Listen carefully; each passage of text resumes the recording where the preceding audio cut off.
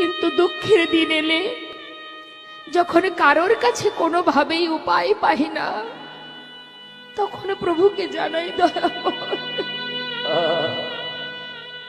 তুমি সব কৃপা করো। তাই তো বৈষ্ণব মহাজন বললেন, ভগবান সর্বদাই তুমি যখন এসেছো এই পৃথিবীতে, মানব দেহ পেয়েছো, তুমি কি খাবে, তুমি কি করবে, সবই লিখে পাঠিয়ে দিয়েছি। অনেকে বলে ভগবানের নাম করব, ভগবানের সেবা দেব, ভগবানের গুণকীর্তন শুনবো, তা শুনলে তো আর পেট ভরবে না। আহা, ভাবছো বসে চলবে কি সে তুমি ভাববার কে? যার ভাবনা সেই ভাবে, শুধু তুমি ভাবো তাকে। নিতাই গৌর হরি বল, হরি বল।